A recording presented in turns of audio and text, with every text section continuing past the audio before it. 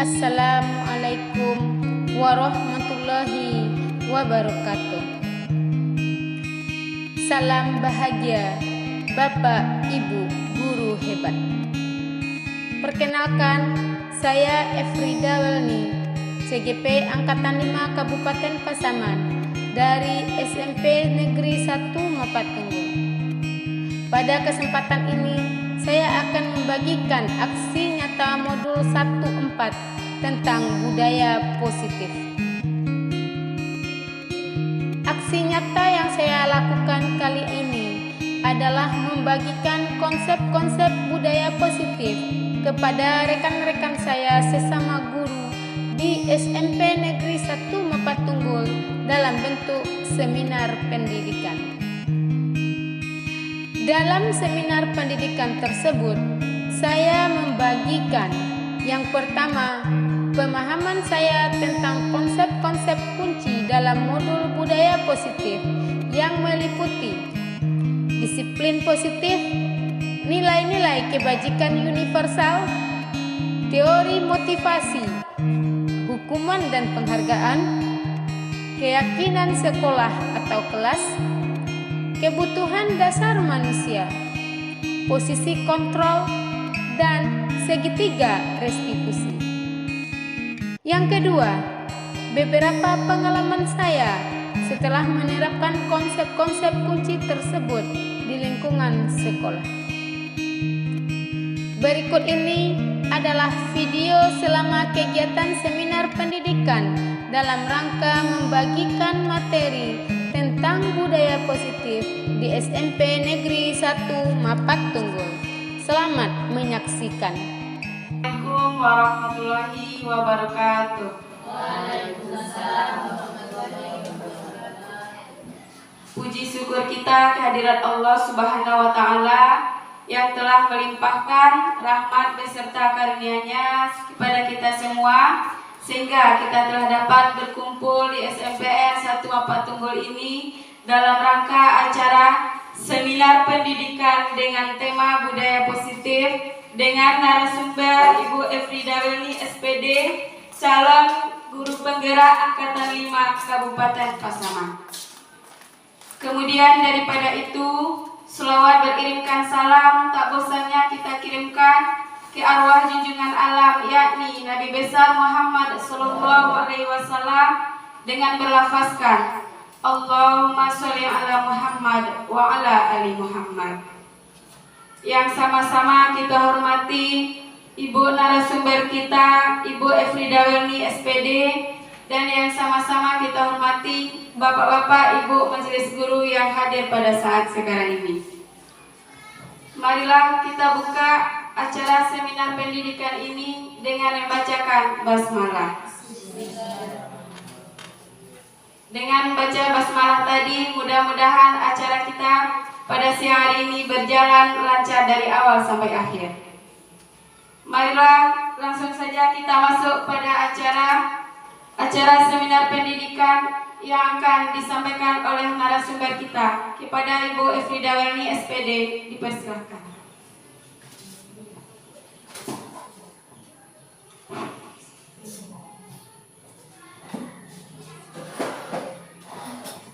Bismillahirrahmanirrahim. Assalamualaikum warahmatullahi wabarakatuh. Alhamdulillahirrahmanirrahim. Puji syukur kita panjatkan kehadirat Allah Subhanahu wa Ta'ala. Berkat rahmat dari Allah, kita bisa melaksanakan seminar pendidikan dalam rangka berbagi ilmu yang kami peroleh dari pendidikan guru penggerak. Mudah-mudahan ada manfaatnya bagi Bapak Ibu majelis guru dalam melaksanakan kegiatan rutin kita setiap hari berhubungan dengan siswa kita. Jadi harapan kami setelah membahas nanti tentang budaya positif ini, terciptalah lingkungan sekolah kita lingkungan yang positif dan hendaknya menghasilkan generasi-generasi kita, siswa-siswa kita yang juga berbudaya positif. Izinkan kami menyampaikan materi yang bisa kami sampaikan sesuai dari pengalaman kami belajar bersama instruktur, bersama fasilitator dan guru-guru CGP Angkatan 5 se-Indonesia.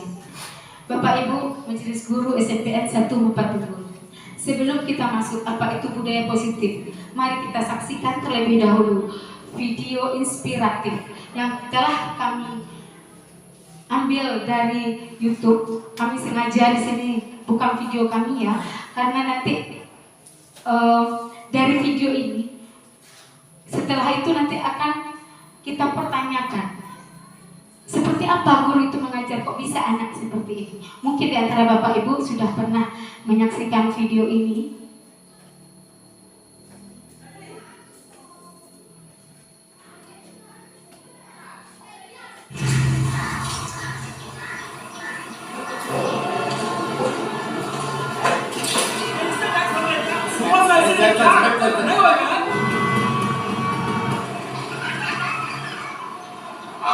Sir आपके लिए उस पार कार का इंतजाम किया है सर।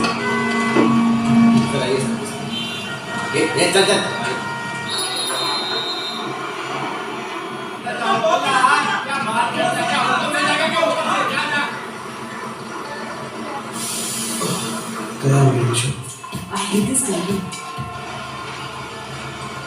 कुछ करो ना। मेहमान जाके क्या उखाड़ लूंगा।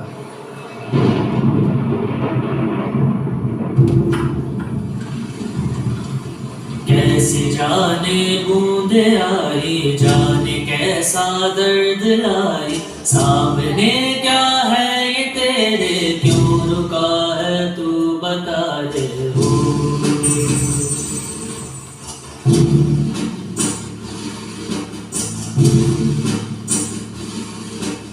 कौन तुझको पार लेगा, कौन होगा वो मसीहा, जिसे तू ढूंढता है वो ही है तू वही है।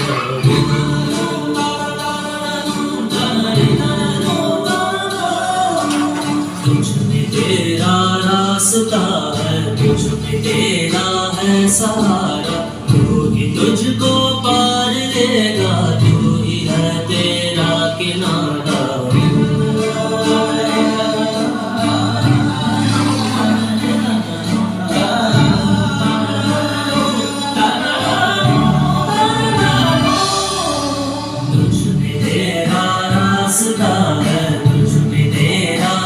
सहारा, तू ही तुझको पार लेगा, तू ही है तेरा किनारा।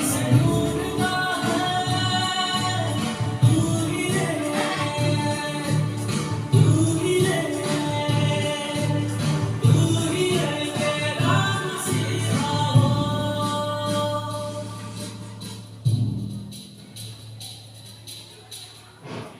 Menurut kami ini sangat menginspiratif. Kemudian muncul pertanyaan, kira-kira bagaimana guru mendidik anak tersebut di sekolah? Nah, jadi itu pertanyaan dulu, kok bisa anaknya? Sebanyak itu orang, ada yang berkelahi tadi, bahkan polisi yang sudah berbaju seragam pun lebih baik memilih tidur. Jadi mohon pendapat dari Bapak Ibu, kira-kira seperti apa didikan di sekolah, kok bisa anak sekolah itu seperti itu? Silahkan kepada Bapak Ibu.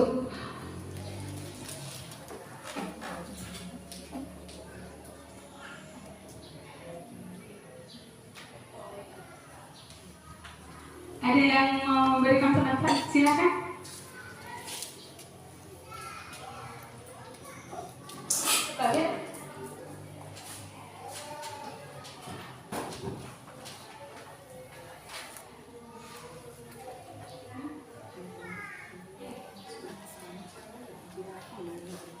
Kok bisa anak yang dengan tangan juga?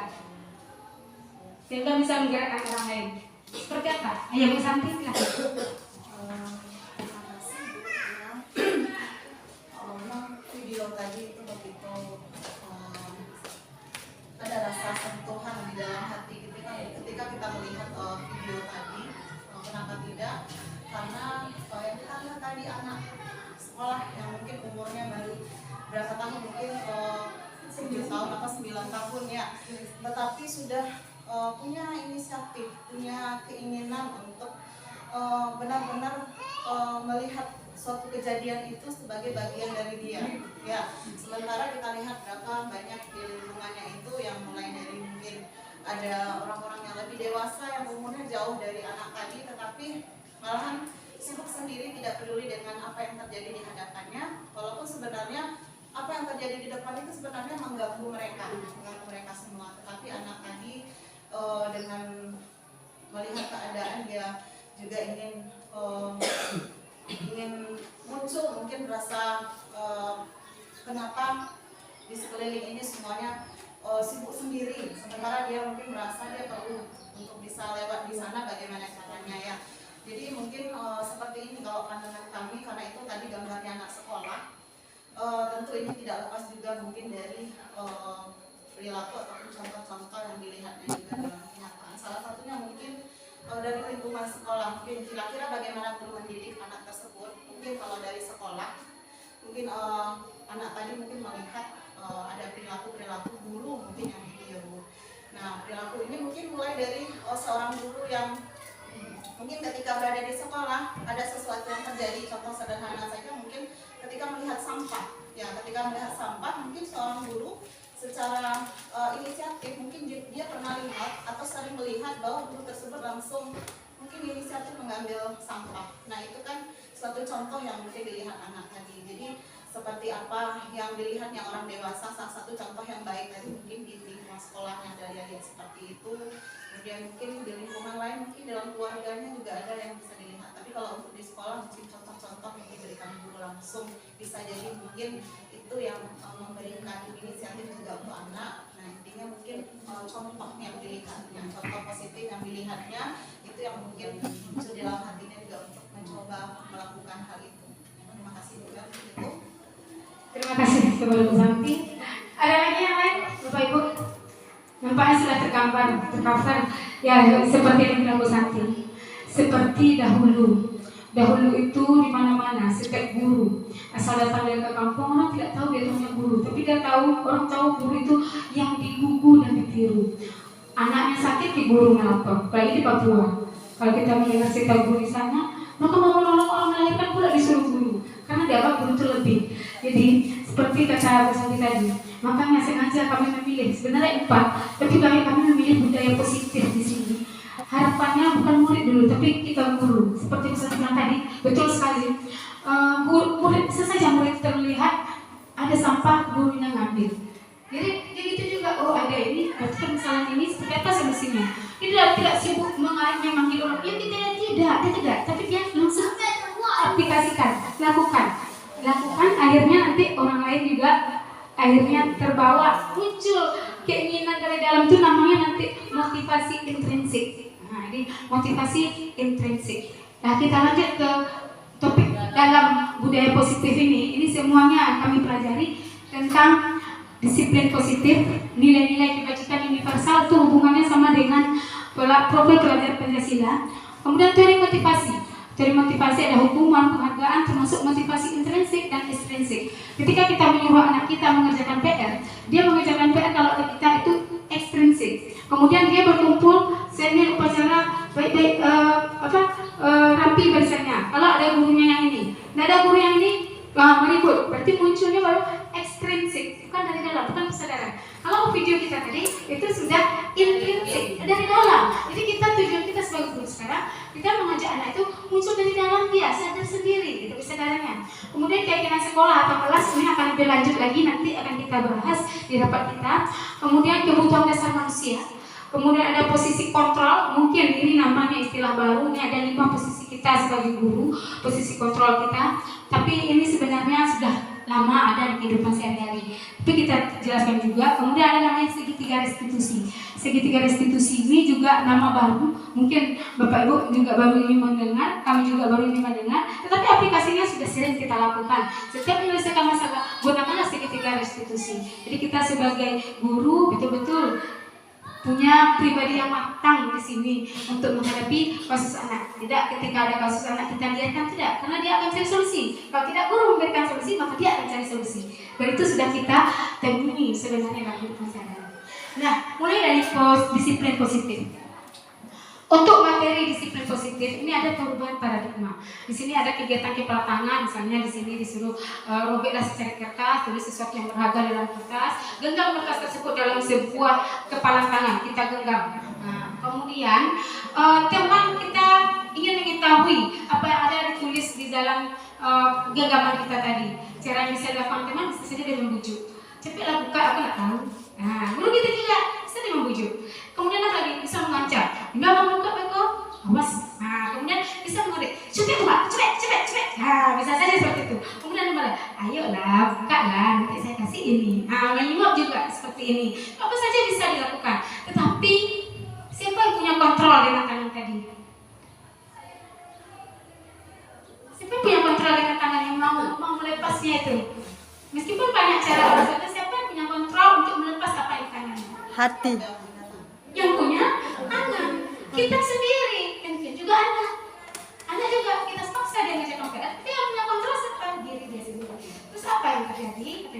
Muncullah perubahan paradigma, muncul teori kontrol. Kalau selama ini kita pakai itu namanya stimulus respon. Kita beri stimulus, anak beri respon. Kita paksa dia buat PR, anak memberi respon. Nah, tapi kalau untuk teori kontrol, ilusinya guru mengontrol murid. Itu paradigma yang akan dirubah. Kemudian kritik dan membuat orang merasa bersalah dapat menggunakan karakter. Itu buat anak merasa bersalah dia sehingga kuat karakternya. Itu ilusi. Kemudian semua penguatan positif efektif dan bermanfaat. Kemudian ada ilusi lagi bahwa orang dewasa memiliki hak untuk memaksa. Mungkin ini sudah terjadi di kita, tapi kita tidak menyadari. Itu buktinya kita berbagi.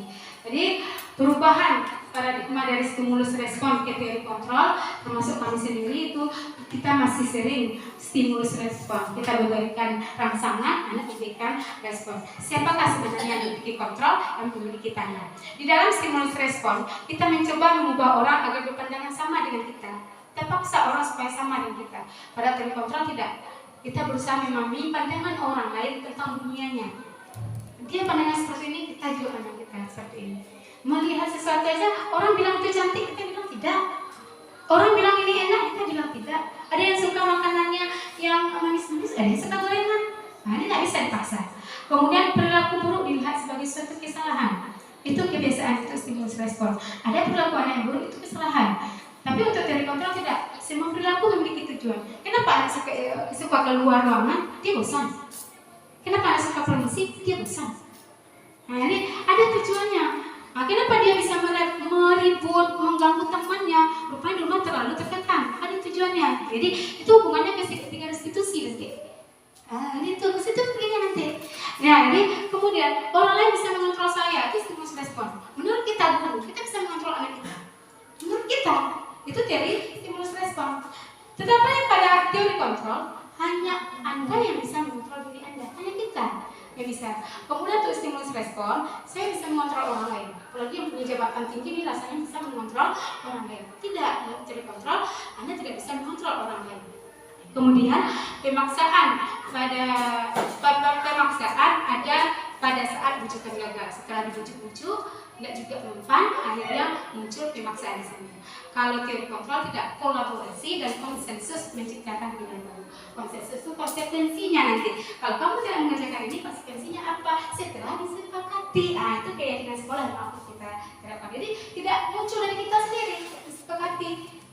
Kalau Anda akan terlambat besok seperti apa? Nah, seperti ini. Tidak masih dilanggar seperti apa? Seperti ini. Kita sepakati. Bukan munculnya setelah anak membuat kesalahan. Nah, itu makanya ada kolaborasi dan konsensus. Kolaborasi dulu. Kemudian modelnya berpikir menang kalah. Kalau stimulus respon, kita guru merasa menang, anak merasa jadi kalah. Kalau teori kontrol sama menang. Dah. Nih, disiplin positif diambil dari Dr. William Glasser, itu teori kontrol atau teori pilihan. Ini yang akan kita pelajari. Anda tidak bisa mengontrol orang lain, hanya Anda yang bisa mengontrol diri Anda sendiri, termasuk di keluarga kita sebenarnya. Kemudian makna disiplin, belajar kontrol diri dengan menggali potensi kita agar tercapai tujuan mulia, yaitu sesuatu menjadi seseorang yang kita inginkan berdasarkan nilai-nilai yang kita hargai. Ada nilai di sana yang dihargai. Kemudian semua perilaku memiliki tujuan, itu teori motivasi. Tujuan untuk melakukan sesuatu itu bisa saja menghindari hukuman. Anak mau piket karena takut dihukum, anak buat PR karena takut dihukum. Untuk mendapatkan imbalan, belajar rajin.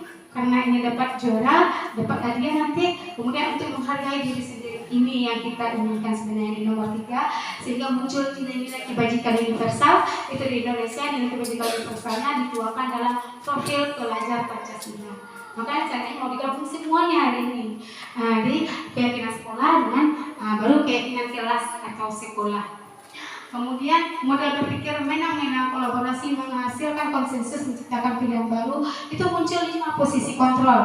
Ada guru itu sebagai penghukum, pembuat rasa bersalah, teman, pemantau, dan manajer.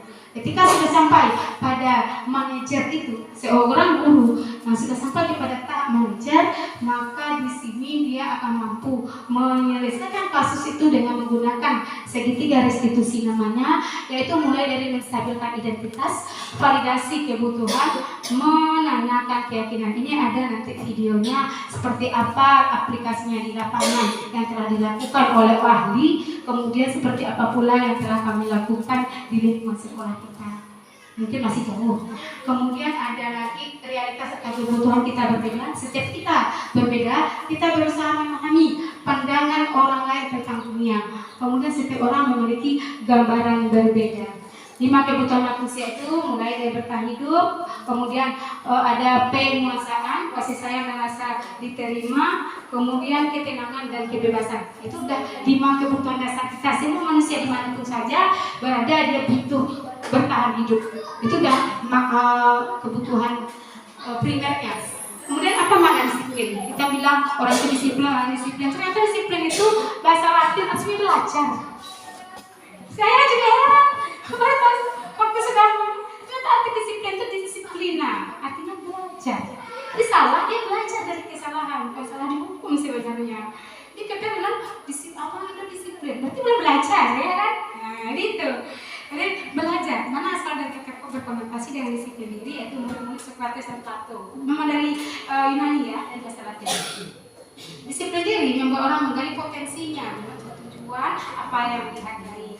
Namun dalam budaya kita mana kata disiplin telah berubah menjadi sesuatu yang dilakukan seseorang pada orang lain untuk mendapatkan kepatuhan. Jadi disiplin itu identik dengan patuh, ya kan? Padahal disiplin itu asal katanya adalah belajar. Kita semua sudah melupakan karena ini bukan bahasa kita awalnya, ya kan?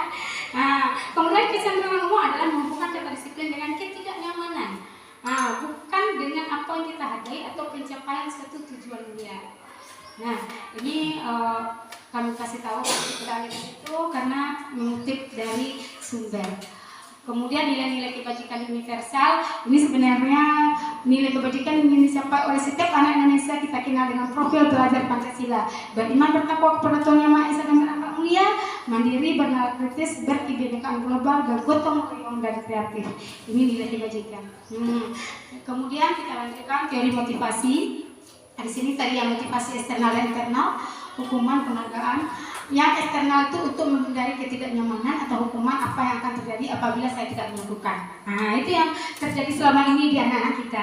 Dia mau melakukan ini karena takut dia dihukum. Dia mau ini. Jadi selama ini termasuk kami sendiri itu masih belum sanggup mengeluarkan motivasi intrinsik itu. Tetapi kita harus belajar. Itu terus berubah. Itu memang sesuatu yang susah. Sesuai dengan pelajaran kami itu hukum satu tuntutan perginya nanti karena paling enak itu memang di zona nyaman. Nyamannya kita di sesuatu, ketika harus dirubah ke sesuatu yang baru itu akan mengalami sedikit perubahan kesusahan. Sama membawa sepeda itu paling payahnya pertamanya kalau berjalan enak. Membawa Honda juga paling payahnya adalah pertamanya, kemudian berjalan enak. Bahkan orang nggak pandai itu bawa Honda pertama itu payahnya menjalankan dengan menghentikan. Nah itu ketika sudah nyaman di zona nyaman, kita sudah susah lagi untuk berubah. Kemudian yang kedua ada motivasi, salah tulis mohon maaf, itu internal, masih eksternal juga, mendapatkan imbalan dari orang lain, dapat juara, dapat hadiah, dapat ini, itu eksternal juga. Jadi yang eksternal itu hukuman dan penghargaan itu eksternal semuanya. Kemudian baru motivasi internal itu tujuannya ke disiplin positif itu, menghargai diri sendiri. Saya akan menjadi orang seperti apa apabila saya melakukan ini. Seperti apakah saya kalau saya tetap tidak mengerjakan tugas? Seperti apakah saya kalau tetap meribut di kelas? Nah, itu ada muncul keyakinan di anak kita, kesadaran. Itu kesadarannya, motivasinya internal. Jadi adapun tidak adapun guru tersebut dia ingat, oh iya, saya ingin jadi diri saya sendiri, saya menghargai diri saya sendiri, saya ingin jadi betul-betul orang yang menghargai dan menghormati, sehingga dia berubah, tidak karena berubah. Kemudian ini ada istilah dihukum oleh penghargaan.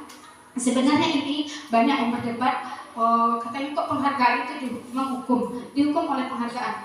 Karena setelah diteliti orang, katanya ternyata penghargaan itu bisa menurunkan kualitas. Jadi setelah dihargai, nggak mau lagi berubah orang, pekerjaannya sudah bagus, oh udah mantap, berhenti lagi di sana, kasih penghargaan, nggak mau mengembangkan diri lagi, jadi bisa menurunkan kualitas. Kemudian penghargaan mematikan kreativitas, kemudian penghargaan mengurangi motivasi intrinsik. Pengaruh jangka pendek dan jangka panjangnya juga penghargaan ini sangat berpengaruh. Kemudian penghargaan itu juga menghukum, mengurangi ketepatan. Penghargaan tidak efektif dan merusak hubungan. Maksudnya di sini merusak hubungan itu bisa saja mungkin dalam keluarga nampak ketika seseorang dikasih penghargaan muncul iri. Jadi seperti itu. Tapi ini juga masih dipertentangkan. Tetapi mungkin kalau menurut kita cocok, ya kita ambil. Semua materi itu kan kontrolnya kita, kan? Kalau tidak bertentangan dengan kita lewatkan saja. Jadi kalau masih cocok, ya kita ambil. Kemudian, nih tindakan guru. Mencatat 100 kali di dalam buku kalimat saya tidak akan terlambat lagi karena terlambat ke sekolah. Ternyata itu adalah hukuman. Hukuman itu suatu sanksi yang diberikan tidak sesuai dengan kesalahannya. Kemudian lari mengiringi lapangan basket 2 kali karena terlambat hadir di sekolah. Dia terlambat hadir, kemudian disuruh lari ke 2 kali lapangan basket. Ternyata itu juga dianggap sebagai hukuman. Kemudian murid diminta untuk push up 15 kali karena tidak menggunakan masker di sekolah. Kesalahan cuma menggunakan masker, memang kata-katanya cuma, tapi kan tidak disiplin menurut kita, tapi tidak cocok dengan push up-nya. Nah, ini kenapa? Karena harus menyelesaikan dengan segitiga restitusi itu nanti. Kemudian mengganti kertas tugas teman yang telah dicoret-coret. Itu konsekuensi. Kesalahannya mencoret kertas tugas kawan. Bagaimana menyelesaikan masalah? Ganti gitu. Jadi ditanya solusinya seperti apa? Ganti. Jadi konsekuensi. Membersihkan tumpahan air di meja karena tersenggol pada sang belajar. Mejanya tumpah air, tersenggol sang belajar, bersihkan lagi karena dia yang ngerjakan. Karena dia yang membuat basah, konsekuensi. Murid disuruh mengenakan sepatu sehari di sekolah karena tidak mengenakan sepatu hitam. Itu juga termasuk hukuman.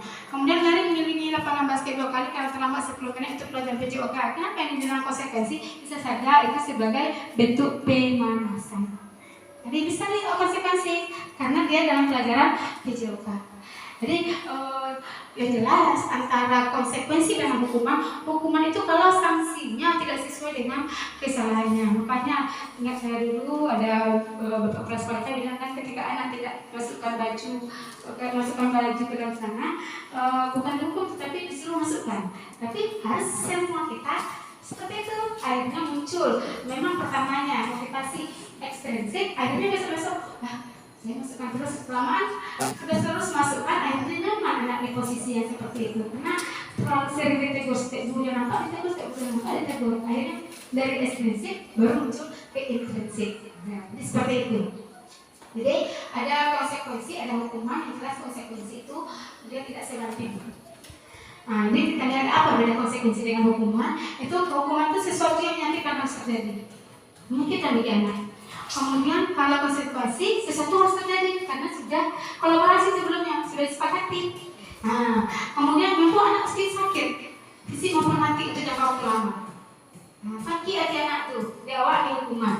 Kalau konsekuensi membuat anak merasa tidak nyaman dalam jangka pendek, karena dia melakukan kesalahan sesuai dengan kesepakatan. Jadi dia tidak nyaman saja, tapi tidak sakit hati karena sudah tahu dia kalau hukuman bisa dendam. Anak membenci kedisiplinan kalau hukuman. Kalau konsekuensi tidak, anak menghargai disiplin. Juga penghargaan. Kemudian kalau hukuman dia sifatnya paksaan, terpaksa gitu. Kalau konsekuensi stimulus dan tanggapan. Kemudian kalau hukuman mendorong anak menyakiti diri sendiri, kalau konsekuensi mendorong anak agar mudah menyesuaikan diri. Sebenarnya ini tidak hanya dari sekolah, juga di lingkungan rumah sebenarnya. Kemudian hukuman itu konsep diri yang buruk. Jadi anak itu merasa tersalah, merasa dia menjadi sesuatu yang sangat buruk. Atau apalagi di ruang rumah ya, anak yang tidak diharapkan seperti itu jadi yang munculnya kan. Kalau konsekuensi tidak, konsep diri yang baik. Kemudian dia tahu melakukan ini akhirnya seperti ini. Jadi perlu diberitahu. Kemudian untuk hukuman anak belajar untuk menyembunyikan kesalahan. Kalau hukuman nanti bisa saja dia melakukan kesalahan disembunyikan supaya tidak tahu guru, disembunyikan dari orang tua supaya tidak tahu orang tua karena dia takut karena anak hukum. Tetapi kalau untuk konsekuensi, anak belajar untuk mematuhi aturan. Kemudian hukuman, marah, rasa bersalah, dipermalukan, merasa tidak dihargai. Untuk konsekuensi, kehilangan hak, dibuat tidak nyaman, diasingkan untuk sementara. Nah ini juga bisa dari restitusi dari dosennya, dari dosen. Kemudian ini identitas yang hukuman itu disebut identitas gagal, yang sukses itu disebut disiplin. Identitas disiplin itu konsekuensi, ujungnya restitusi nanti. Kalau hukuman seperti tadi juga, hukuman sesuatu yang menyakitkan harus terjadi. Kalau hukuman itu perginya ke negatif. Kalau konsekuensi ujung-ujungnya netral, dan restitusi itu positif. Jadi yang diharapkan sekarang ini oleh dunia pendidikan itu ke restitusi nanti. Jadi ketika restitusi itu berhasil, murid atau anak menghormati dirinya dan orang lain. Kita lanjut, yang ini karena sama dengan peraturan yang seperti tadi. Ada yang mau dibaca dulu atau kita lanjut aja? Baca dulu sebentar. Konsekuensi sesuatu harus terjadi kalau restitusi merupakan pilihan. Konsekuensi tidak nyaman untuk murid, anak untuk jangka waktu pendek. Kalau restitusi menguatkan untuk murid atau anak dalam jangka panjang. Kalau konsekuensi, korban bisa diabaikan.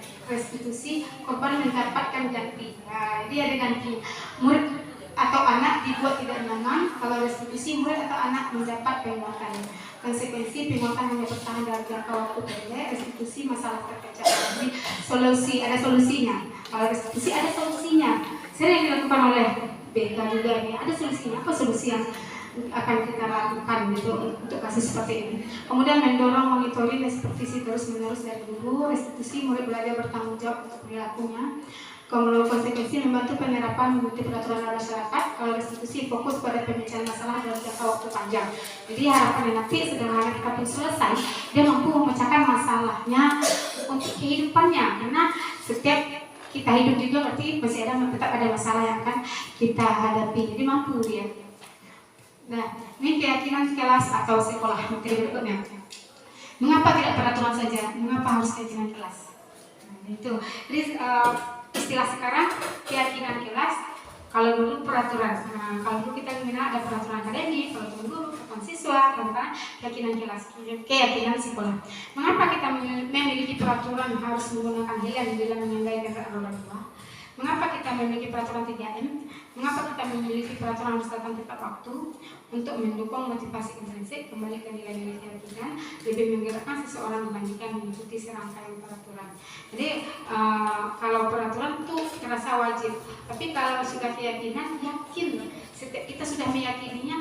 Jadi menggunakan helm itu bukan karena peraturan, tapi yakin kita dengan helm mudah-mudahan mengurangi sedikit pas kecelakaan, pas ini bukan karena menggunakan helm takut kena tilang, itu masih ekstrinsik. Tapi kalau intrinsik, terus dari dalam sadar, yakin kita dengan menggunakan helm bisa mengurangi sedikit. Kemudian mengapa menggunakan 3M? Itu juga. Nah, jadi ada ekstrinsik, ada intrinsik. Kalau cuma mematuhi peraturan itu masih ekstrinsik. Tapi kalau betul sadar, sadar ini yang kita lakukan. Terus ini merupakan keyakinan jelas, mana yang merupakan peraturan. Ini ada kesepakatan datang tepat waktu, mengucapkan salam, menjaga kebersihan sekolah, berdoa sebelum dan sesudah kegiatan, dalam pembelajaran tertib. Nah, ini rupanya peraturan. Nah, kalau kesepakatan kelasnya, kami guru dan murid saling menyayangi. Jadi sadar kita harus saling menyayangi. Kami murid yang semangat untuk belajar. Kemudian kami murid yang peduli dengan teman-teman. Kalau peduli dengan teman-teman, tentulah dia tidak akan mengganggu temannya. Kalau semangat belajar, tentulah dia tidak keluar masuk. Jadi seperti itu sebenarnya. Dia ada sesuatu nilai yang diyakininya.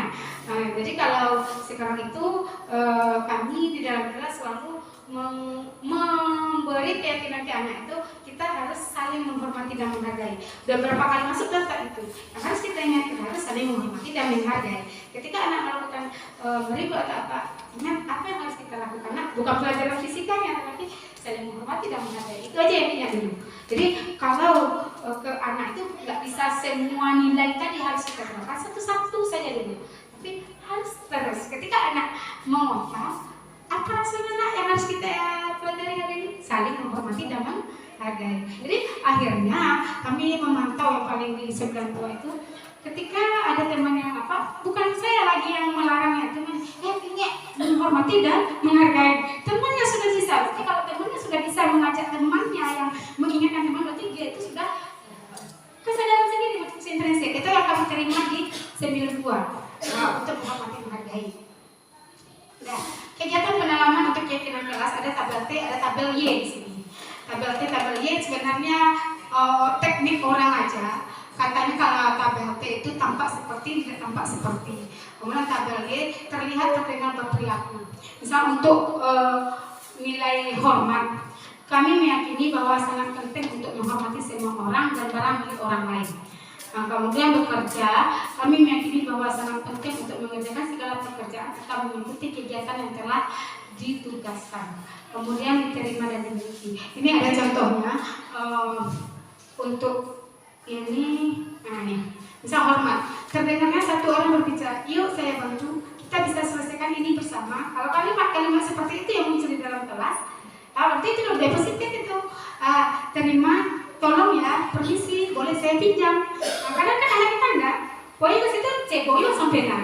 Nah itu masih belum boleh positif, tapi kalau sudah terdengar kata-kata boleh saya pinjam, terima kasih, berarti sudah apa? Cuma yang kecil-kecil seperti itu sulit aplikasinya ditemukan di kelas. Nah, coba kita renungkan di kelas kita. Memang sulit. Kadang bahkan disengaja menyembunyikan. Kan kadang dirusaknya tak ada kata minta maaf, tak ada kata mengganti di sana.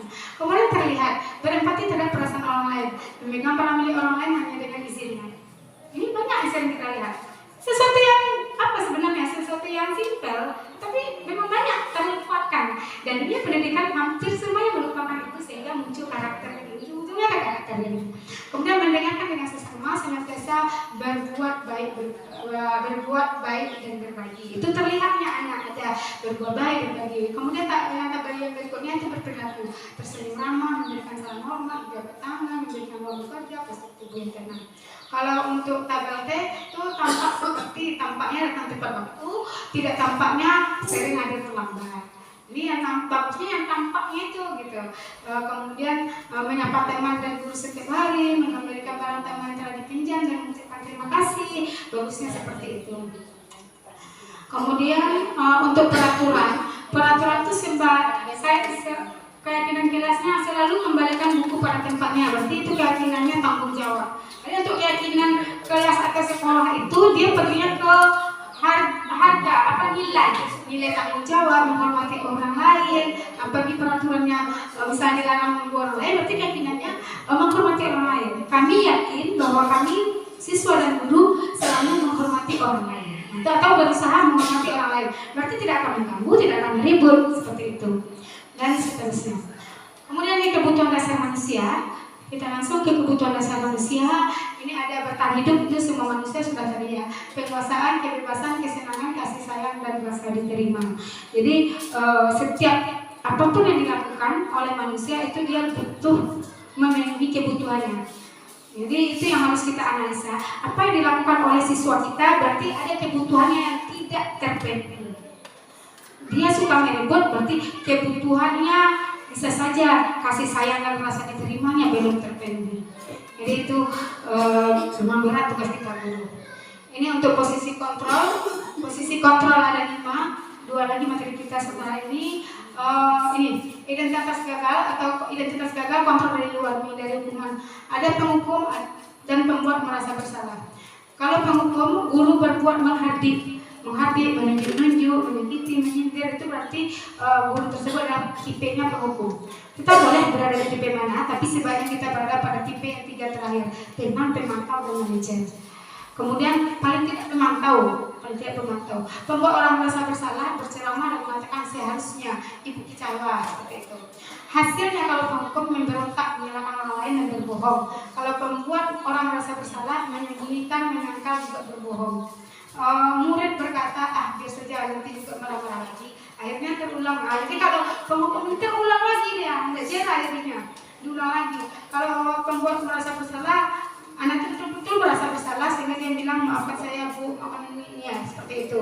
Kemudian untuk identitas berhasil atau sukses itu kontrolnya adalah teman, membuatkan alasan-alasan untuk muridnya. Itu guru yang punya posisi sebagai teman teman, dia berteman dengan anak sehingga dia membuat alasan-alasan untuk muridnya. Kalau pemantau enggak, begitu dan mengukur, disesuaikan dengan keyakinan. Kalau seperti ini disesuaikan dengan peraturan yang ada, keyakinan yang ada. Nah, seperti ini seperti apa konsekuensinya? Dikembalikan ke sana sehingga anak betul-betul sudah menyadarinya.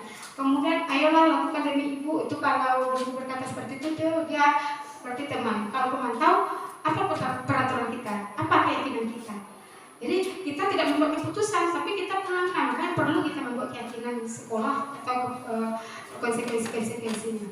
Kemudian untuk manajer ini mengajukan pertanyaan, apa yang diyakini, apa yang bisa kau kerjakan untuk menghadapi masalah ini. Kemudian memuatkan pribadi. Ini kita kalau membaca ini nampaknya kita kurang apa juga. Kita lihat videonya bagaimana posisinya. Ini video dari guru penggerak juga.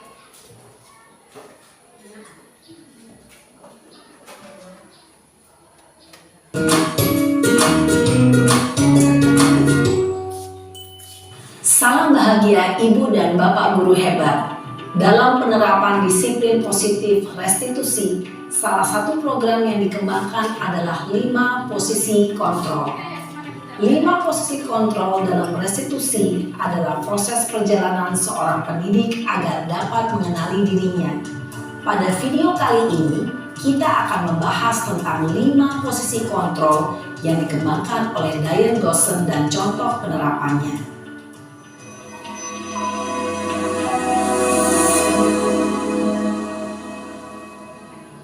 5 posisi kontrol itu adalah 1. Posisi penghukum, 2. Posisi pembuat merasa bersalah, 3. Posisi teman, 4. Posisi pemantau atau monitor, dan 5. Posisi manajer. Untuk lebih memahami kelima posisi tersebut, mari kita saksikan kasus Naren yang terlambat hadir 20 menit di sekolah dan melihat bagaimana kelima posisi kontrol dalam menghadapi masalah tersebut.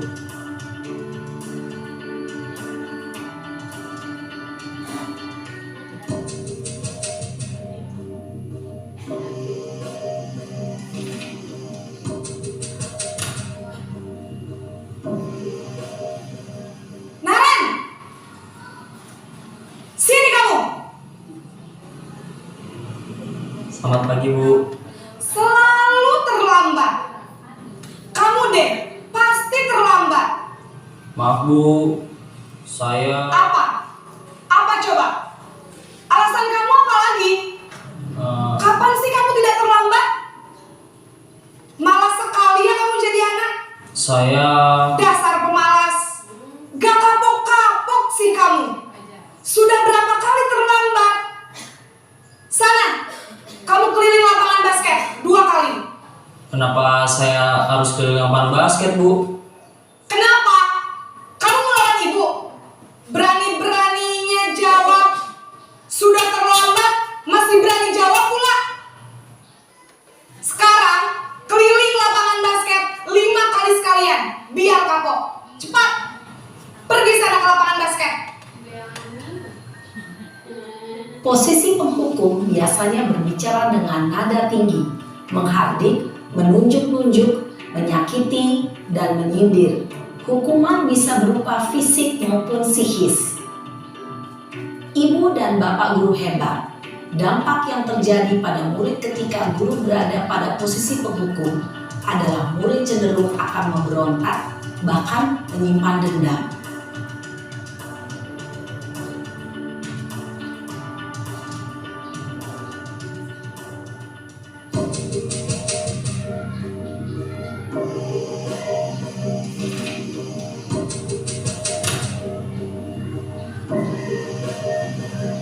Naren!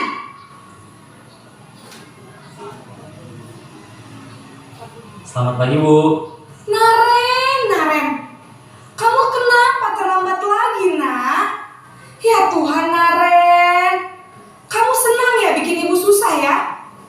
Kalau kamu terlambat lagi, nanti ibu yang ditegur bapak kepala sekolah, nak.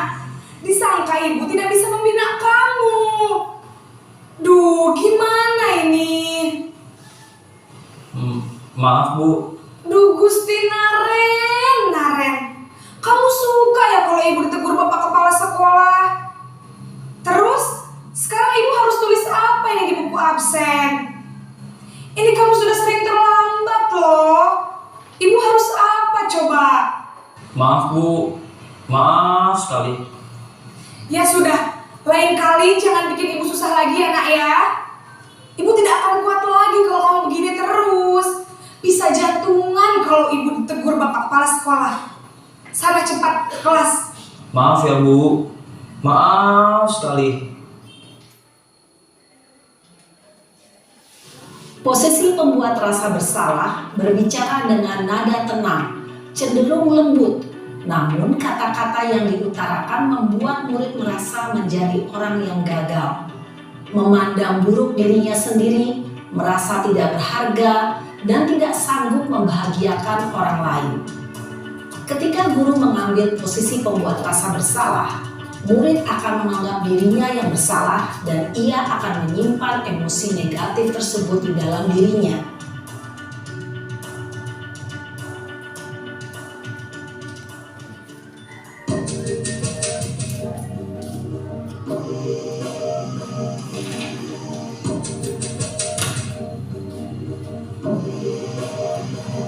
Naren!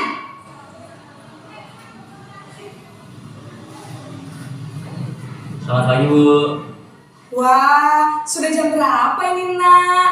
Terlambat lagi ya sayang. Iya Bu, habis ibu saya lupa membangunkan saya Bu. Kamu malah menyalahkan ibu kamu.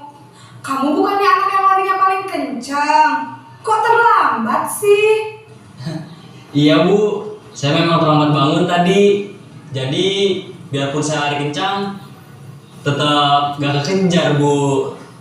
Ya sudah sana. Nanti lain kali larinya lebih kencang lagi ya. Biar gak terlambat lagi. Bikin seneng ibu. Demi ibu. Bisa kan? Bisa lah Bu. Ya sudah sana masuk kelas. Ibu beresin urusan absen kamu. Kamu ini ada-ada saja. Dalam posisi teman, guru berbicara dengan nada suara ramah, akrab, cenderung bersenda gurau untuk menjaga suasana tetap santai. Murid akan merasa senang, aman, dan akrab dengan guru. Identitas yang tercipta adalah identitas sukses atau berhasil. Namun, perlu diingat, karena ini masih dorongan eksternal, maka ada faktor ketergantungan dari murid kepada orang tertentu. Di sini guru absennya, sehingga di lain waktu murid bisa berperilaku baik, namun hanya kepada orang-orang tertentu saja.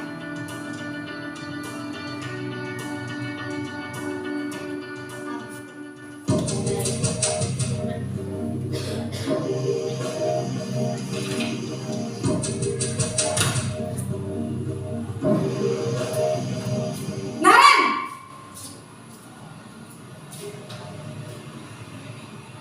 Selamat pagi Bu. Naren, apa peraturan sekolah kita tentang jam berapa kita harus masuk sekolah, nak? Kita harus di sekolah jam 7 Bu.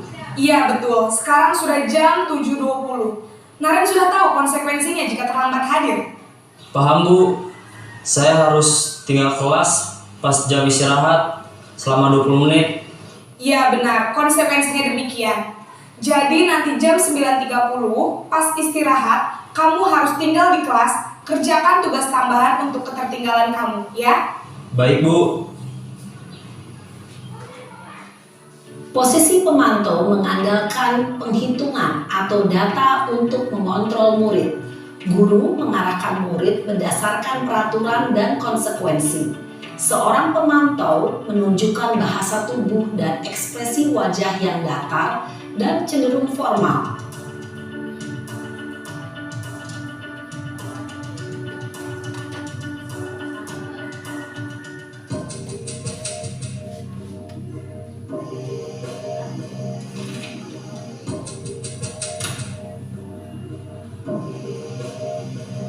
Naren!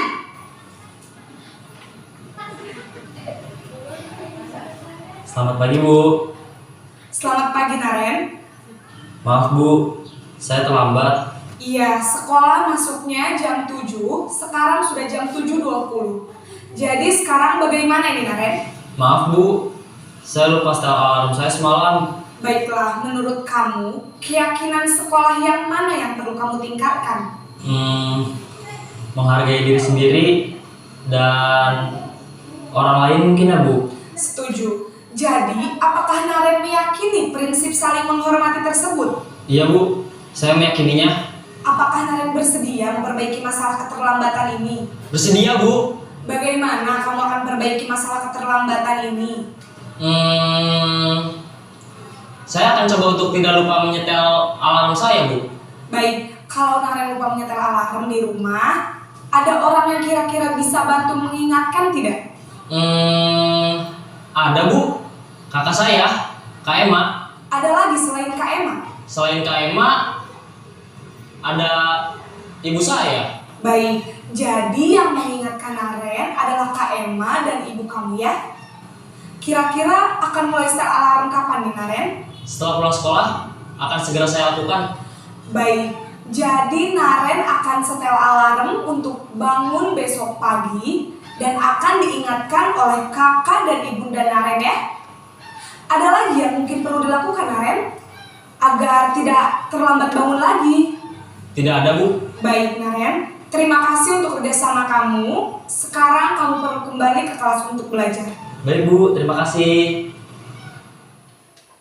Posisi manajer adalah posisi kontrol yang disarankan untuk membimbing murid memiliki sikap disiplin yang positif, yaitu murid yang mandiri, bertanggung jawab, dan dapat memecahkan masalah.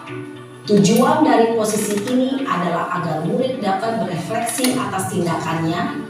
Guru akan dengan tulus memberikan pertanyaan-pertanyaan bermakna, sehingga membuat murid dapat belajar dari kesalahannya dan mencari sebuah solusi untuk menyelesaikannya. Ibu dan bapak guru hebat, setelah mengamati adegan kelima posisi kontrol tadi, kira-kira posisi mana yang paling ideal? Posisi mana yang dapat menunjang motivasi intrinsik murid? Ya, tentu posisi manajer. Posisi ini memang posisi ideal yang ingin dituju setiap pendidik. Pada posisi inilah, guru dapat menerapkan disiplin positif yang berpihak pada murid, yang memerdekakan murid. Perjalanan seorang pendidik tentunya tidak mudah untuk sampai pada posisi seorang manajer. Namun, tujuan kita pasti, yaitu menciptakan murid-murid yang mandiri, merdeka, dan bertanggung jawab. Semoga penggambaran 5 posisi kontrol yang telah diperlihatkan ini dapat menjadi ajang refleksi bagi kita semua, agar dapat terus mengasah dan menerapkan disiplin positif yang memerdekakan murid. Mari terus berlatih dan bersemangat. Selamat menerapkan. Salam dan bahagia Ibu dan Bapak Guru hebat. internal hampir habis dan jangan menambah apa.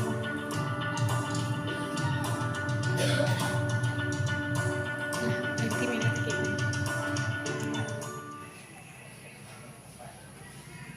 Oke. Aman kan? Oke, dulu. Nah, materi terakhir kita yaitu tentang segitiga restitusi. Dalam segitiga restitusi itu ada tiga tindakan kita dalam menyelesaikan kasus anak. Pertama itu validasi, menstabilkan identitas. Menstabilkan identitas anak kita yang melakukan kesalahan. Itu setiap orang pasti pernah melakukan kesalahan. Kamu bukan satu-satunya yang pernah melakukan ini. Jadi seperti itu, kalau ada anak kita melakukan kesalahan, setiap orang pasti pernah melakukan kesalahan. Tidak ada yang memungkiri kan? Memang setiap orang pernah melakukan kesalahan. Jadi kita stabilkan dulu ketika ketahuan anak melakukan kesalahan, buat dia itu percaya dengan dirinya dulu, bukan membuat dia merasa jadi orang yang bersalah langsung rendah diri. Kemudian ada juga kalimatnya kamu bukan satu-satu yang pernah melakukan ini. Setelah itu baru menanyakan memvalidasi kebutuhan. Adakah cara yang lebih efektif untuk mendapatkan apa yang kamu butuhkan? Ini persis seperti yang pernah kita lakukan kemarin kasus anak yang sokak tuh. Betul tindakannya. Nanti itu contoh sebenarnya tapi tidak ada videonya kemarin. Tapi ada nggak cara lain gitu? Nanti kita ceritakan seperti apa kemarin saya Bu Santi dengan Bu Tip menyelesaikan dulu di DKH. Kemudian kamu tentu punya alasan mengapa melakukan itu. Itu juga validasi kebutuhan. Jadi seperti yang telah kami jelaskan tadi, setiap tindakan yang dilakukan anak ada tujuannya. Setiap dia melakukan tindakan, mau benar ataupun salah, ada tujuannya gitu. Kemudian baru menanyakan keyakinan, nilai apa yang telah kita sepakati, kamu ingin menjadi orang seperti apa. Diharapkan setelah melakukan segitiga restitusi ini bisa memunculkan intrinsik, tetapi ini tidak spontan. Kalau mau spontan maka jadilah penghukum. Langsung tuh spontan, tapi ekstrinsik. Jadi selama ini yang kita lakukan sebagai guru tidak terkecuali kami pribadi, kita inginnya yang spontan. Sama dengan ketika menyuruh anak rapi masuk kelas, mungkin ini di tingkat dasar ya. Siapa yang barisan rapi boleh pulang. Siapa yang barisan ini boleh ini. Itu kan spontan. Tapi ketika tidak ada seperti itu lagi kalimatnya, mungkin anak tidak rapi lagi. Nah ini gitu. Kalau untuk disiplin positif ini dia berkelanjutan terus menerus karena tidak ada yang spontan, tidak ada yang langsung, dia butuh proses. Makanya setiap kesalahan itu adalah belajar. Makanya betul arti disiplin itu adalah belajar. Ini penjelasan untuk menstabilkan identitas itu untuk membuat anak yang merasa gagal karena berbuat salah menjadi positif terhadap dirinya. Jadi memberi penguatan, mengembalikan kepercayaan dirinya. Meskipun dia telah melakukan salah, tapi dia harus dipercayakan. Sehingga guru berkata, berbuat salah itu adalah hal yang manusiawi, boleh kalimat seperti itu. Kenapa orang bersalah itu manusia? Kan kita manusia. Itu kan kalimat pembuka sebenarnya untuk menstabilkan identitas. Tidak ada manusia yang sempurna. Bapak Bu Guru juga pernah berbuat salah. Kita pasti bisa menyelesaikan masalah ini. Bapak atau Ibu tidak tertarik untuk mencari tahu siapa yang benar, siapa yang salah. Lebih tertarik untuk menyelesaikan masalah ini. Kalau kamu menyalahkan dirimu terus-menerus, apakah kamu bersikap baik pada dirimu sendiri? Ini untuk anak-anak yang merasa sangat gagal mungkin. Kemudian ini tidak hanya untuk di sekolah ya, untuk barangkali kami bilang untuk di keluarga kita juga sebenarnya. Karena sekolah itu baik kalau udah keluarga baik seluruhnya, nanti otomatis sekolah enak aja lagi nak. Nah ini kan ada semua bisa di rumah tuh tidak main tampar, tidak main ini kan enak di sekolahnya lagi. Tidak ada anak-anak yang broken home lagi gitu. Kemudian lanjut validasi kebutuhan. Angka kedua, memvalidasi kebutuhan apa yang diinginkan oleh anak. Membantu siswa mengenali kebutuhannya ini dipenuhinya ketika melakukan kesalahan. Apa tujuan yang melakukan kesalahan tersebut? Pada dasarnya setiap tindakan manusia ada tujuannya. Memenuhi kebutuhan dasar, basic needs, apakah itu power, freedom, love, and lodging, fun, and survival, atau sesuatu bertahan hidup ya, cinta dan kasih sayang, kebebasan, kekuatan. Ini kamu bisa saja melakukan hal yang lebih buruk, kamu bisa saja akan melakukan hal yang lebih buruk, tetapi kamu tidak melakukannya. Kamu pasti punya alasan mengapa melakukan. Kata-kata gurunya ya. Apa yang penting bagi kamu? Kamu boleh tetap berusaha bersikap seperti itu, tapi tambahkan sikap yang lain, yang baru. Maukah kamu belajar cara lain untuk mendapat yang kamu butuhkan tanpa harus memukul? Nah, seperti yang kita kemarin. Maukah kamu belajar cara lain untuk mendapatkan yang kamu butuhkan tanpa harus memukul? Apakah kamu bisa melakukan dengan yang lebih baik besok lagi? Jadi seperti itu yang validasi kebutuhan. Kemudian terakhir kita menanyakan keyakinan. Anak-anak terlihat kesalahannya dihubungkan dengan norma sosial dan nilai yang mendasari manusia berinteraksi dengan orang lain. Jadi tanyakan keyakinan. Apa nilai yang kita percaya di sekolah kita ini? Nilai universal apa? Mungkin kalau dikatakan nilai universal, mungkin anak anda paham seperti tadi gotong royong, itu nilai-nilai kebaikan gitu. Kelas yang ideal itu seperti apa? Misalnya kalau kelas yang itu bisa saja. Berarti kita dari topik pembelajaran kita justru kelas yang ideal itu seperti apa? Karena kita dari SMP itu mulai muncul ide-ide. Ketika anak ini ngomong seperti ini, ketika nantinya ada yang itu, kita ingin kelas yang ideal kan? Mulai dari kita dulu ngomongnya, kita sharing itu akhirnya. Karena kami ingin merasa ya, akhirnya ketika ada yang melakukan tidak yang ideal, itu anak itu sendiri yang menegur temannya. Karena kita sudah sering menegurnya. Gitu. Jadi harus terus-menerus, tidak bisa spontan. Kemudian kamu ingin jadi anak seperti apa yang kamu rasakan ketika kamu melakukan itu, kamu menjadi orang yang seperti apa. Nah ini materi kita sudah selesai semuanya untuk budaya positif. Cuma ada di sini dokumentasi penerapan budaya positif ini oleh ahli. Pertama ini kita lihat seperti apa ahli melakukan segitiga restitusi ini.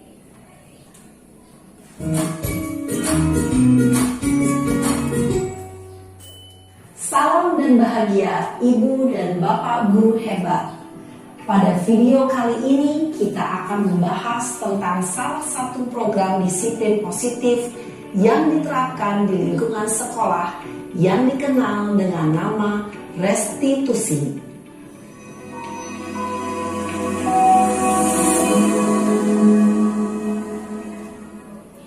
Restitusi dikembangkan oleh pakar pendidikan Diane Gosson, berlandaskan pada teori kontrol Dr. William Glasser. Segitiga restitusi adalah suatu proses dialog yang dijalankan oleh guru atau orang tua agar dapat menghasilkan murid yang mandiri dan bertanggung jawab. Pada saat guru di posisi manajer, aspek yang dikembangkan pada murid adalah motivasi intrinsik, sehingga penanaman nilai-nilai kebajikan dapat tumbuh dan berkembang menjadi suatu kebiasaan positif yang akhirnya membentuk karakter murid. Proses dialog ini terdiri dari 3 langkah yang digambarkan pada ketiga sisi pada segitiga restitusi. Sisi pertama adalah menstabilkan identitas. Sisi yang kedua adalah validasi tindakan yang salah. Dan sisi yang ketiga adalah menanyakan keyakinan. Ibu dan Bapak Guru, berikut ini akan ditunjukkan bagaimana seorang guru berada dalam posisi manajer menggunakan penerapan segitiga restitusi.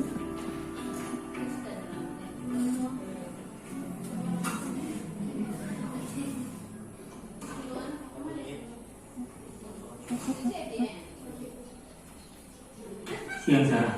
Siang Pak. Sudah lama nggak ketemu Sarah? Kenapa hari ini ada di sini? Kesel Pak, kesel banget. Masa aku dikatain tukang fitnah Pak? Ya aku marah lah. Aku balik ngatain Eka di depan kelas. Kesel banget. Oh begitu. Ya pasti kamu marah dan kesal. Bapak juga akan marah apabila ada yang menuduh Bapak seperti itu.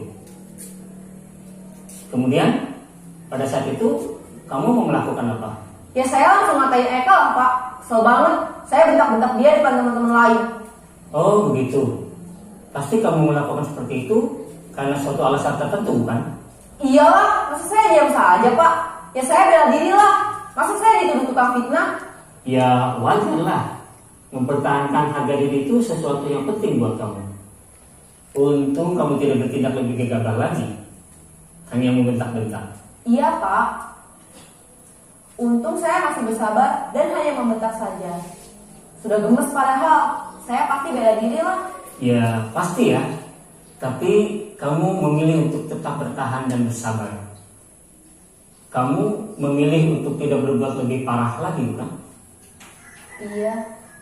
Nah, sekarang coba kita lihat lagi tindakan kamu yang bentak-bentak Eka di kelas. Tindakan kamu itu kira-kira sesuai dengan keyakinan kelas atau prinsip kamu tidak? Enggak lah Pak. Capek Pak jadi pemarah. Jadi keyakinan atau prinsip mana yang kurang sesuai dengan keinginan kamu?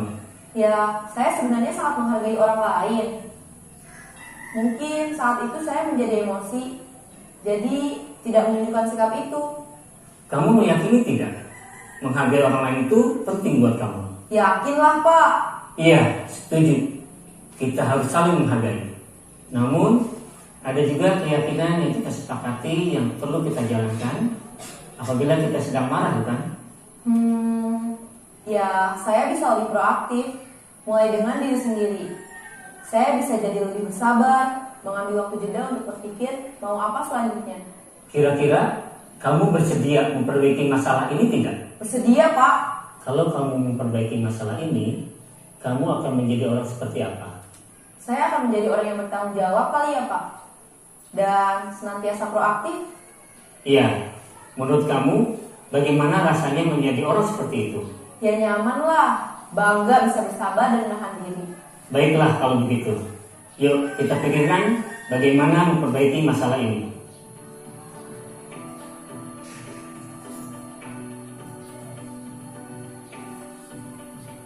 Ibu dan Bapak Guru Hebat, baru saja kita menyaksikan contoh bagaimana seorang guru berada dalam posisi manajer menggunakan penerapan segitiga restitusi.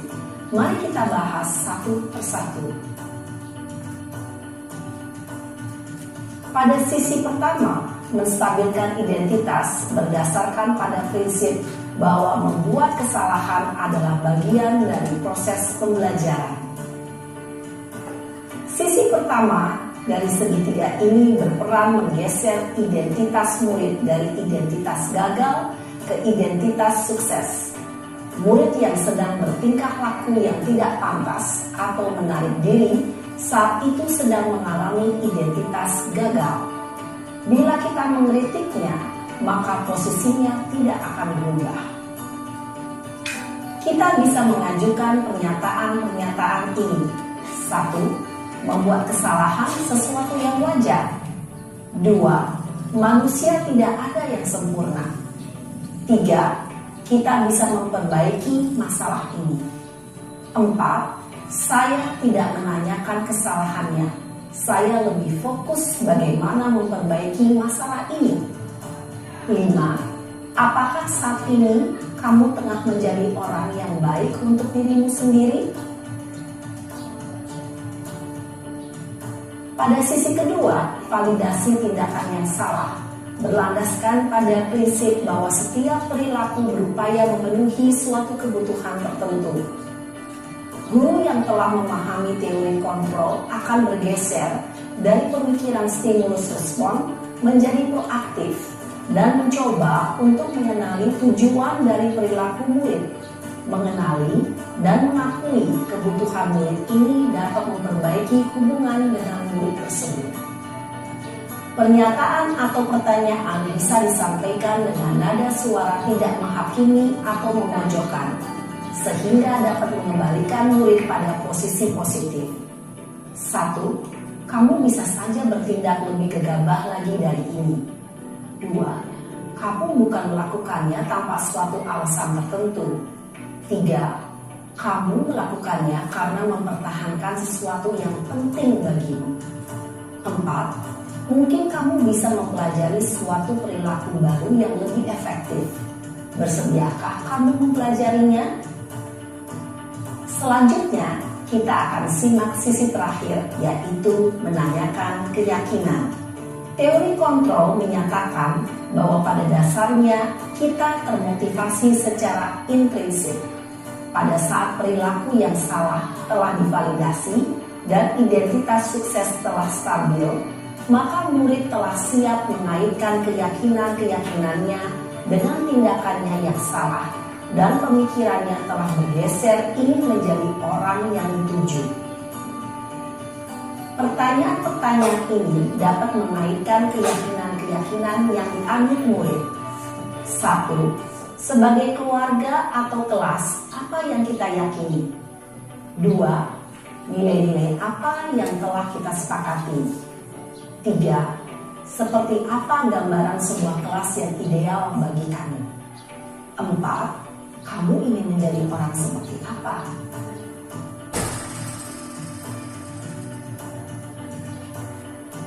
Dalam menerapkan segitiga restitusi, perlu diperhatikan beberapa hal, yaitu 1. Perilaku yang salah perlu dikaitkan dengan nilai-nilai atau keyakinan-keyakinan yang telah disepakati atau dituju. 2. Kesediaan orang yang melakukan kesalahan untuk memperbaiki masalah. 3. Pemecahan masalah sebisa mungkin relevan atau memiliki hubungan dengan masalah yang ada. 4. Usaha. Perlu adanya suatu usaha perbaikan dari pihak yang berbuat kesalahan.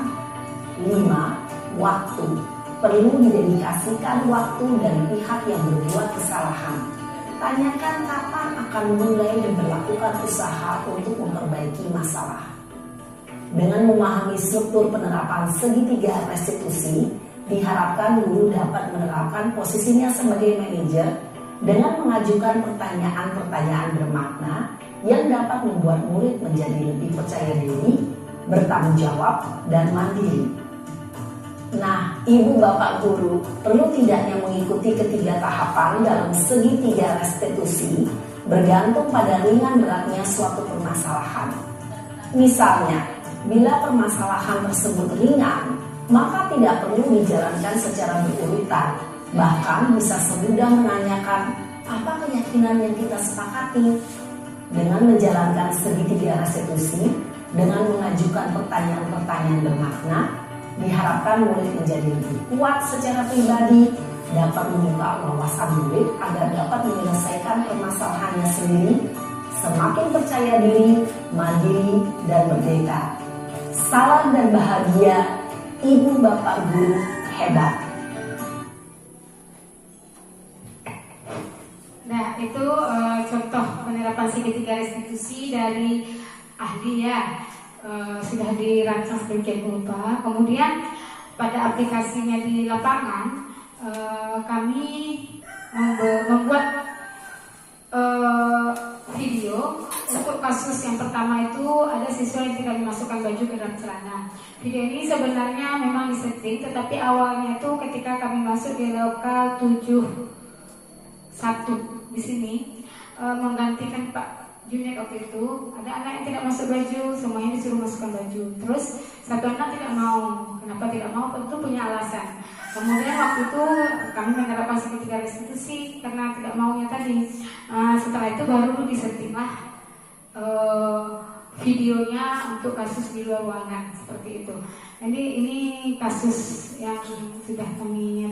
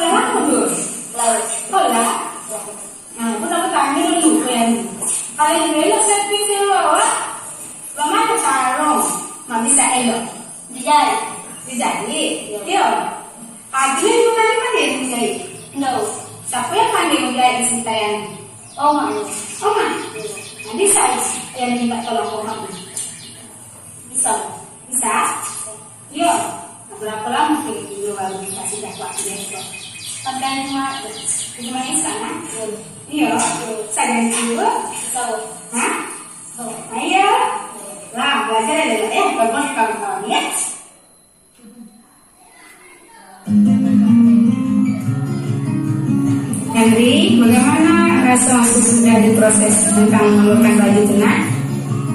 Pertama, Bu, aku sadar kalau mengeluarkan baju itu salah, Bu. Yang kedua, aku tahu cara mengatasi seperti yang suka ini, Bu. Aku minta tolong, Bu. Maaf, Bu. Yang ketiga, insya Allah masuk baju Bu.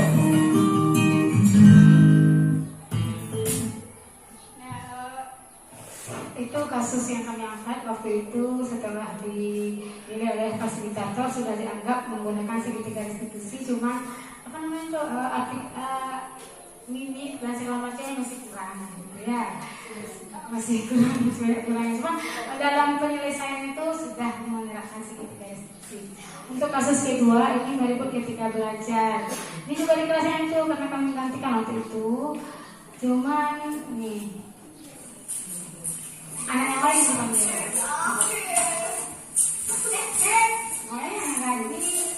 Di mana?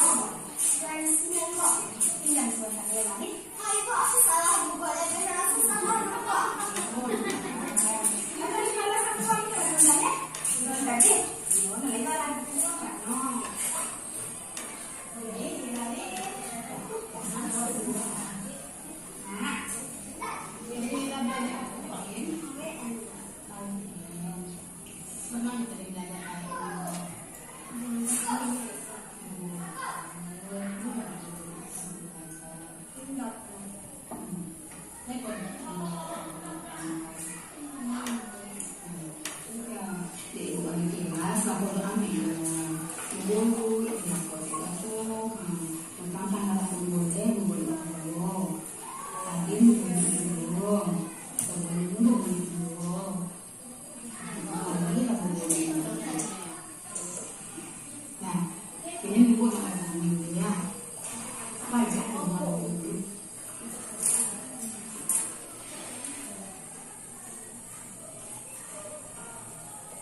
Nah, tanya dulu deh, kalau dulu itu nggak ada kesepakatan belum?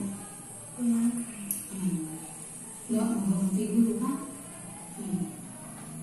Kira-kira bisa aku yang bisa jalan aku nih. Mau ngasih kak, Mbak. Kau ibu tuh kan? Ibu boleh ibu itu. Ibu taruh. Kita bisa ada yang mau itu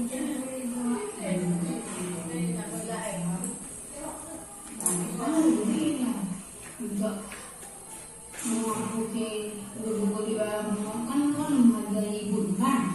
Bagaimana cara untuk ibu untuk bisa yang pertama ibu dulu? Nah enak dia laku ni. Kau ibu minta maaf. minta maaf, yang minta maaf. Minta maaf dulu. Minta maaf tapi yang kayak datang itu kan buat kamu. Yang kayak datang ni, bagaimana cara?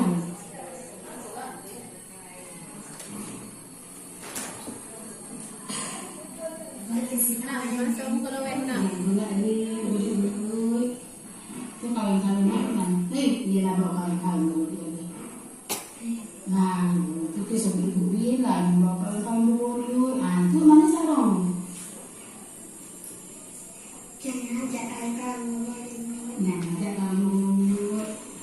belajar nawak. Bisa ya, Bisa. kalau bisa pas ketemu di sudah bisa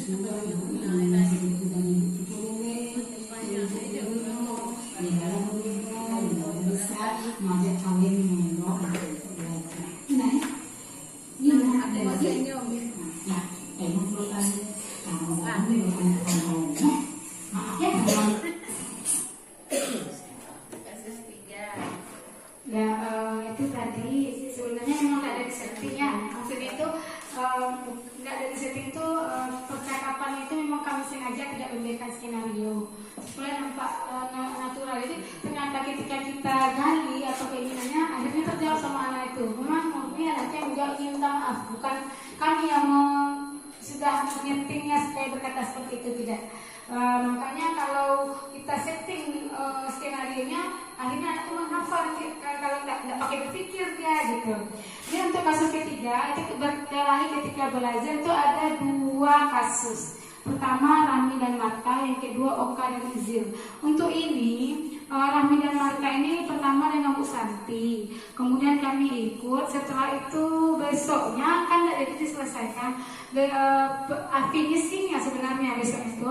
Kemudian setelah itu besoknya lagi itu ada kami videokan, cuma tadi nggak mau nyambung. Ada kami videokan dan kami gunakan segitiga restitusi di sana. Di sana ditanyakan kenapa si Namida seperti itu, kenapa si Marta seperti itu. Akhirnya ketemu titik temunya dan diselesaikan dan minta maaf dengan sadar tanpa kami perintah. Waktu itu Bu Santi juga sudah bilang ke Marta bersedia, tapi Rami belum bersedia memaafkan. Itu panjang juga katanya, cuman kendala kita memvideokan kasus itu karena belum terbiasa, susah juga jadinya.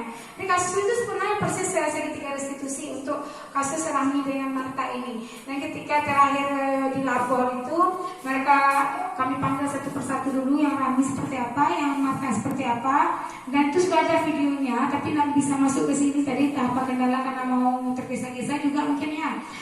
Kemudian video mereka bersama, kemudian kami tanyakan bagaimana rasanya. Dia bilang lega, saya pun lega, kata kami pribadi.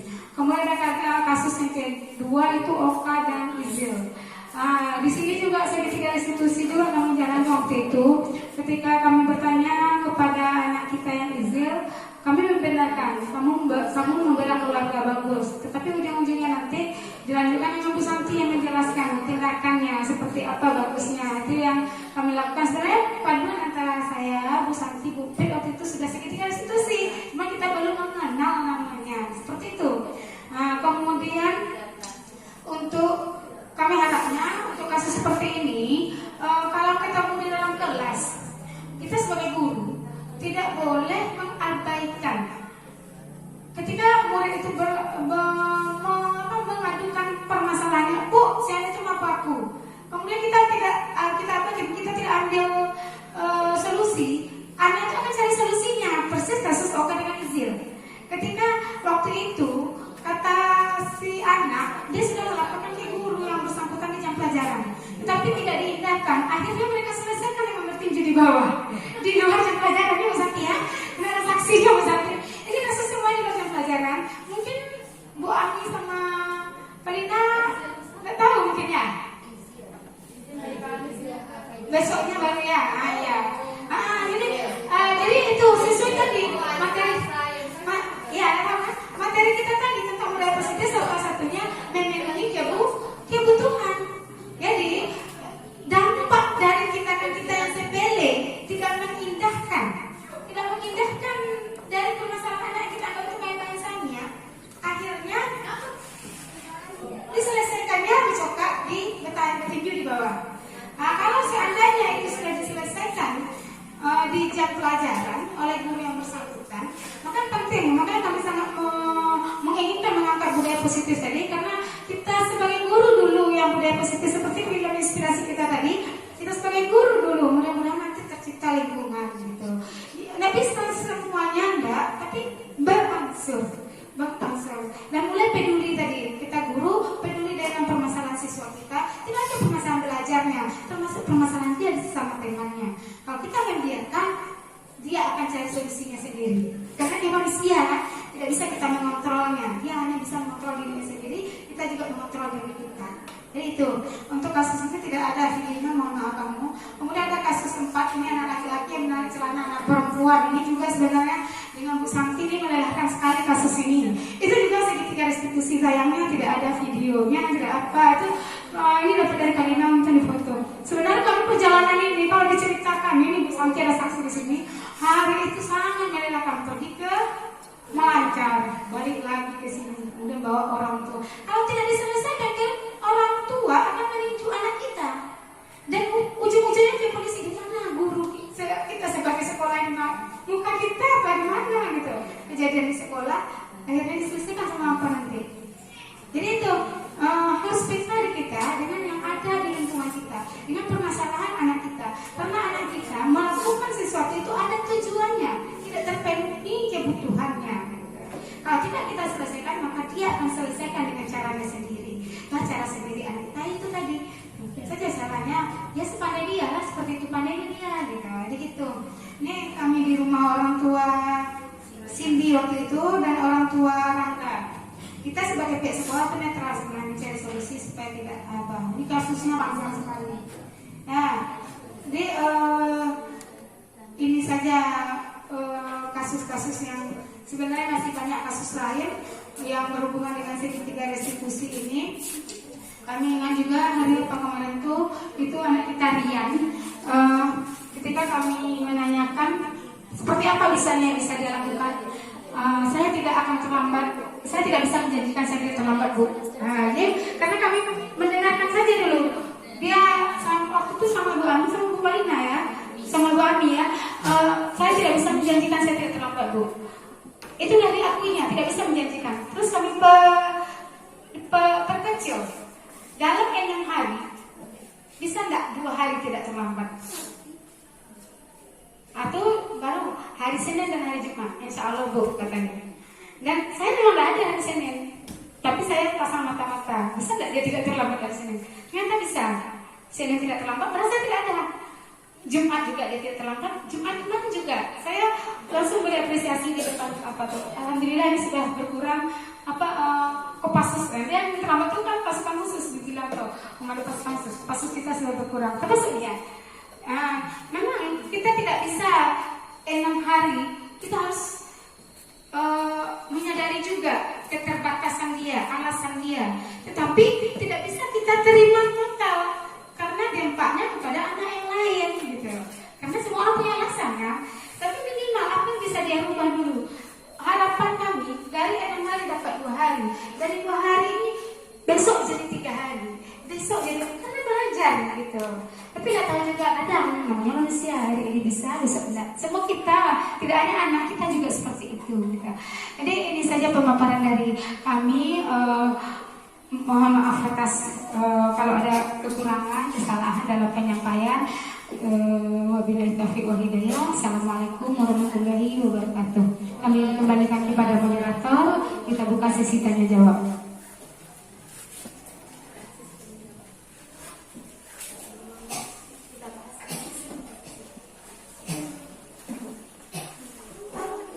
Terima kasih kita ucapkan kepada Ibu narasumber yang telah menyampaikan seminar pendidikannya dengan tema budaya positif.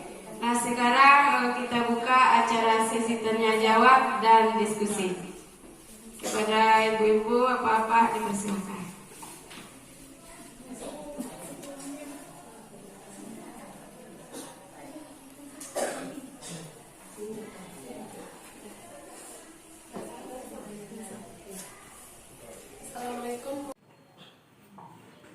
Nah, jadi dengan mendekati anak, berarti kita sudah memberikan salah satu bentuk kasih sayang gitu ya. Cuman kita harus ini pula untuk anak yang ribut, bisa saja itu sebenarnya tipe belajarnya kinestetik. Kalau untuk anak yang kinestetik, berarti kita harus menyediakan peluang untuk dia supaya banyak bergerak. Tapi ya sambil belajar. Jadi kemarin itu ada materinya tentang itu sebaiknya. Misalnya kemarin kami minta pada beberapa guru, coba perhatikan besok saya mengajar di kelas 8 membuat metode untuk yang kinestetik ini. Pas pesawat sederhana, tapi pas apa besok mereka masih hafal dan jadi pula padahal dia sudah kami siapkan.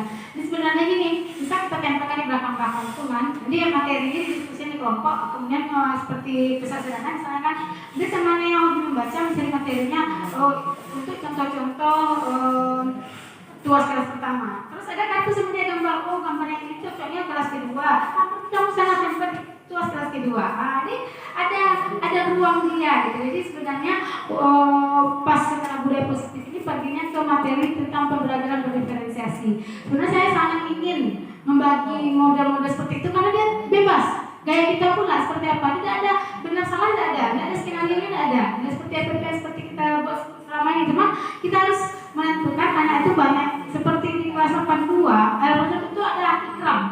Ikram itu anak yang seperti estetik itu sebenarnya.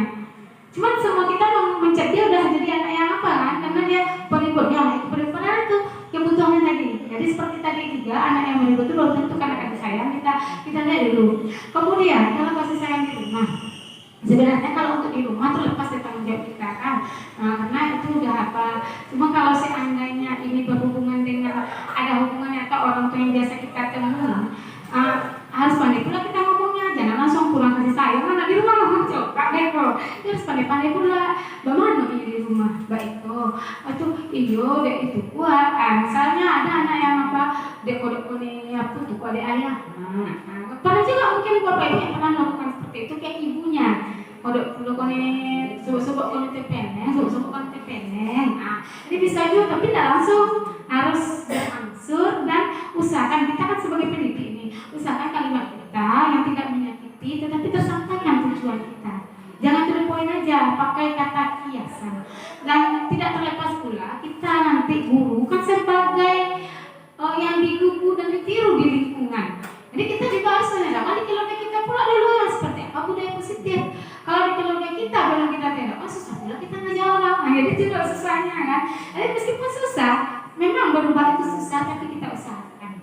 Jadi itu yang penjelasan dari kami, atau ada tambahan atau tanggapan dari Bapak Ibu yang lain untuk pertanyaan dari Ibu Esa Suranti supaya lebih ini penjelasannya gitu kan. Itu dari satu pandangan, karena dari 2 pendapat, 3 pendapat nanti tambah ketemu titik temunya banyak pilihan solusinya. Silakan Bapak Ibu yang lainnya.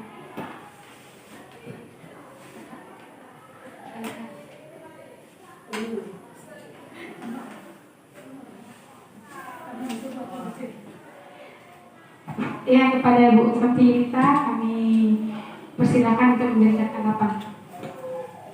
Terima kasih kesempatannya untuk narasumber kita.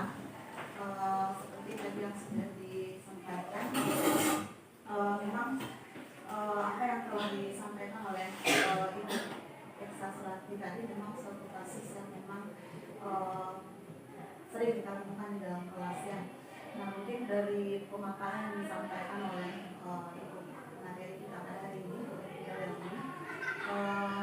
itu memang benar-benar kita kita harus tahu dulu permasalahannya itu seperti apa sebenarnya, dasar permasalahannya seperti apa.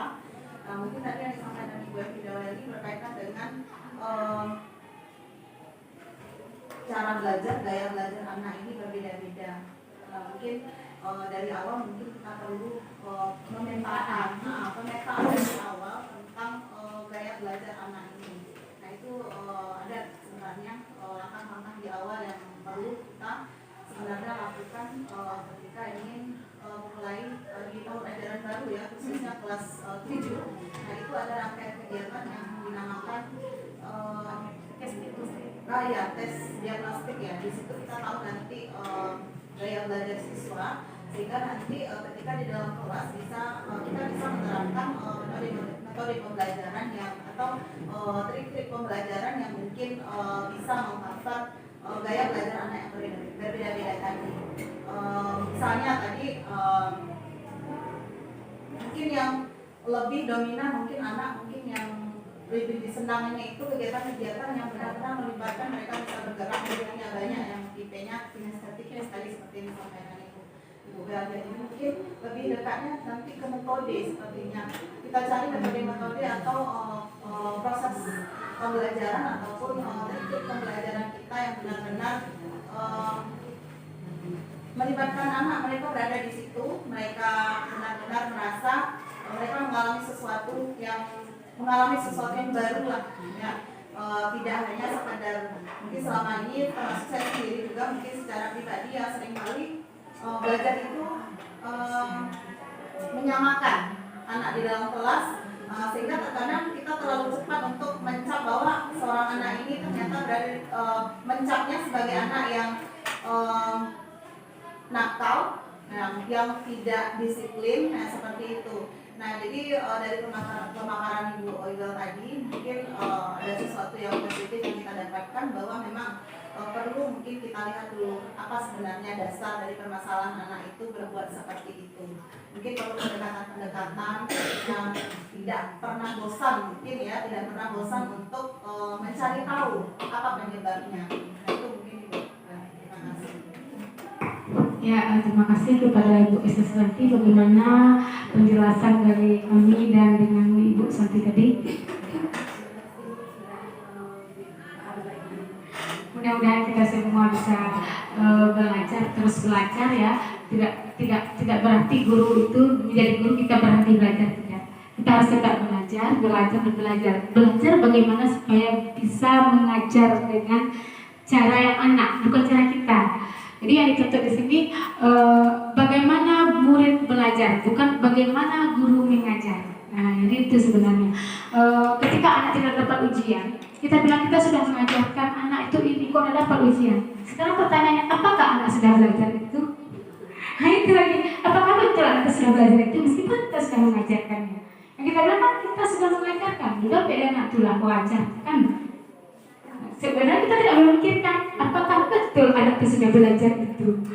Rupanya kita hanya ngomong aja di depan, anak tidak belajar gitu, cuma melihat aja. Jadi sebenarnya itu mulai dari sekarang tidak bosannya kami mengingatkan, marilah kita berubah dari diri kita, lakukan perubahan kecil setiap hari, termasuk di dalam pembelajaran kita. Kalau seperti itu terus, dia memang membosankan. Makanya anak tidak berhenti yang keluar. Nah, mungkin itu saja untuk sesi ini, mulai dari pemaparan sampai tanya jawab. Mudah-mudahan nanti kegiatan ini bisa memberi dampak yang positif di sekolah kita, di lingkungan belajar kita, meskipun tidak ada imbalan apa-apa gitu.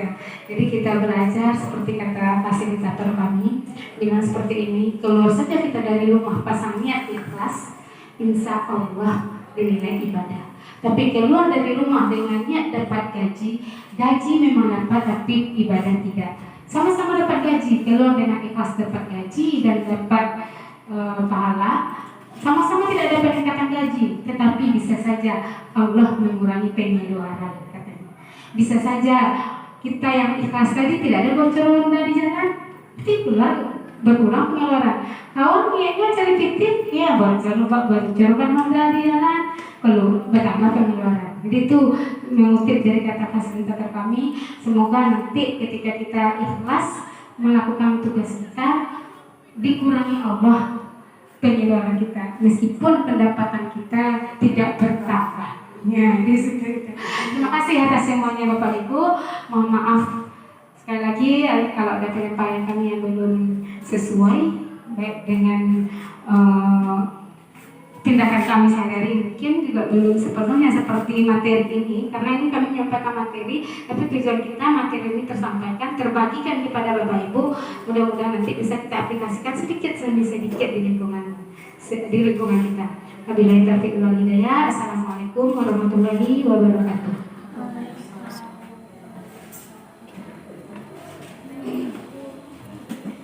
Terima kasih kita ucapkan kepada narasumber kita yang telah menyampaikan seminar pendidikannya di hadapan kita semua.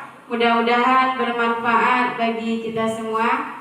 Saya sebagai moderator mohon maaf atas segala kekurangan. Wassalamualaikum khairat. Assalamualaikum warahmatullahi wabarakatuh.